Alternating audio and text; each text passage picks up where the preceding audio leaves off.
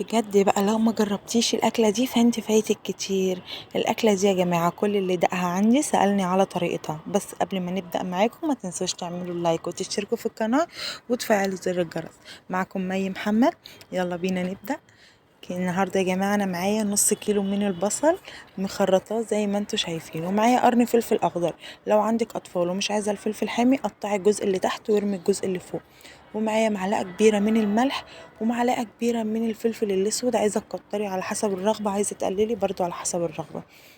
وهبتدي ان انا هدعك فيهم كده كلهم مع بعض لغايه ما ينزلوا الميه بتاعتنا. وزي ما انتوا شايفين اول ما نزل السوائل بتاعته نزلت بمعيار اللحمه بتاعي. انا بعمل على نص كيلو البصل كيلو الا ربع لحمه مفرومه. وكده يا جماعة دي طريقة الكفتة بتاعتنا، ولا هتزودي ولا هتقللي. طبعا برضو زي ما قلنا براحتك اختياري، عايزة تكتري في البصل كتري، عايزة تقللي في البصل قللي. وهنا زي ما انتوا شايفين انا بدمج اللحمة المفرومة مع البصل وبقعد ان انا ادخلهم في بعض. وهنا بعد ما خلصت دمج ببدأ ان انا اكور الكفتة بتاعتنا لكور صغيرة او كور متوسطة على حسب ما انت عايزة تعمليها صوابع اعمليها، عايزة تعمليها كور اعمليها برضو حسب رغبتك. وهنا يا جماعة بلق ايدي بحبة زيت وبدأ ان انا بكور الكفتة بتاعتي اهو زي ما انتوا شايفين. وهنا هنخلص كمية الكفتة وهرجع لكم وهروح نعمل عصاج اللحمة.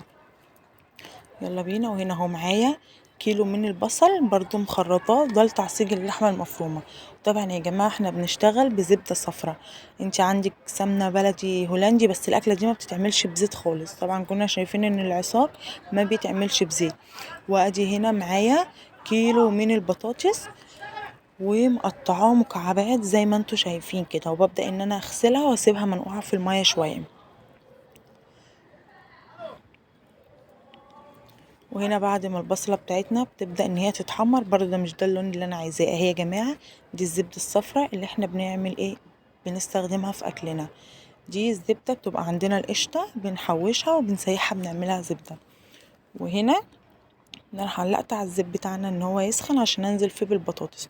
وهنا بعد ما اللحمة بتاعتنا كورتها حطها عشان هعلق عليها. وهنا بعد ما نزلت بالبطاطس طبعا يا جماعه هوريكم ان انا بسوي ازاي الكفته على البخار. بنزل بنص كوبايه ميه بس وبغطيها وهي بتنزل ميه وبتنزل الدسم بتاعها كله وبتديني ميه كتير. فانا عايزه اقولك ان انتي ما كتريش الميه علشان ما تبقاش معاكي عامله زي الشوربه. ونزلت معاكي باللحمه المفرومه على البصل. بس هي اللحمه عندي كانت مجمده كانت عندي في الفريزر فانا هسيبها تفك شويه براحتها. اهو يا جماعه زي ما انتوا شايفين انا بحب ان انا محمرش البصل عن كده علشان بتمرر معايا. وهنا نزلت معايا بالورقتين الورق اللوري برضو اختياري بس هو بيخلي طعم العصاك حلو قوي. مش عايزاه ما نحطوش. وحطيت هنا معلقه كبيره من الفلفل الاسود ومعلقه صغيره من الملح وعشان اللحمه تفك معايا. وهفضل اقلب فيها لغايه ما تفك خالص معايا و يعني اللي هي تتعصر. وادي هو ان يا جماعه بعد ما اللحمه بتاعتنا فكت خالص واتعصجت عايزه اقولك ان ريحتها تحفه والله العظيم ريحتها جميله. وهنا اهو بعد ما الكفته بتاعتنا نزلت السوائل بتاعتها كلها زي ما انتوا شايفين زي ما قلت لكم ما تكتروش في الميه علشان هتنزل السوائل. والبطاطس بتاعتنا دخلت في السوا. هنا كده يا جماعه العصاج بتاعنا خلص. بصوا هي الاكله عايزه تبقى اللحمه مش ناشفه، عايزه يبقى اللي هي فيها الماده الدهنيه اللي هي الزبده او السمنه زي ما انت عايزه. بس الاكله دي يا جماعه ما بتتعملش بزيت. وادي الكفته بتاعتنا يعتبر كده استوت. وهنا البطاطس بتاعتنا زي ما قلنا ان هي خلاص هتتحمر. هنا بنحط الكفته بتاعتنا على جنب وهنطلع البطاطس بتاعتنا بعد ما اتحمرت هننزلها على الكفته اهو زي ما انتوا شايفين. بننزلها على الميه بتاعه الكفته علشان البطاطس تشرب من ميه الكفته اللي هي نازله منها بالسمنه بالدسم بتاعها. والاكله دي بتبقى في حته تانية خالص. بجد جربيها مش هتندمي ان انتي عملتيها. ولو وصلتي لغايه هنا في الفيديو ما تنسيش تعملي لايك وتفعلي زر الجرس وتشتركي في القناه علشان يوصلك كل جديد وغيرك يستفيد وربنا يحسن ما بين ايدينا وايديكم. وهنا يا جماعه بعد ما حطيت البطاطس كلها في الصينيه بتاعه الكفته، نزلت ببقي ميه صغير وحبه من الزبده الصفراء زي ما قلت لكم، وهبدا بقى ان انا اقلب كله في بعضه، وهسيبهم البطاطس تشرب من ميه الكفته علشان تديني الطعم اللي انا عايزاه. اهو زي ما انتوا شايفين معايا كده، هسيبها بقى لغايه ما البطاطس تشرب الميه كلها، علشان لو في مثلا حته نيه من الطاسه عشان البطاطس متقطعه تخينه كله يبقى يستوي.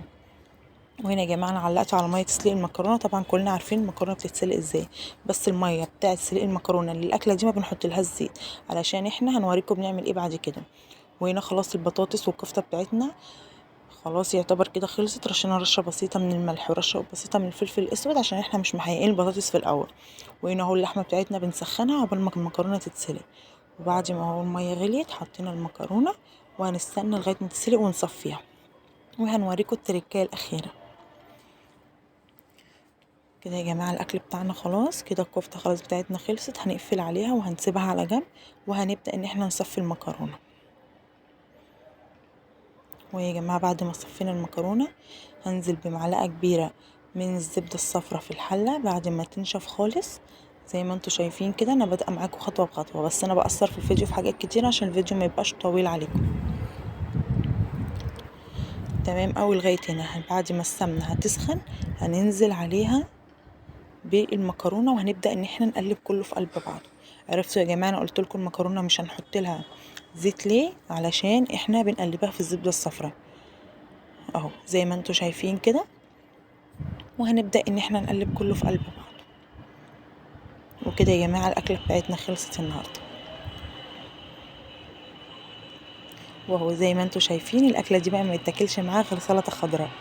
وعايزه اقول لكم بسم الله ما شاء الله الاكل طعمه تحفه ولا ريحته جنان. وما تنسيش زي ما قلنا في نص الفيديو، لو عجبك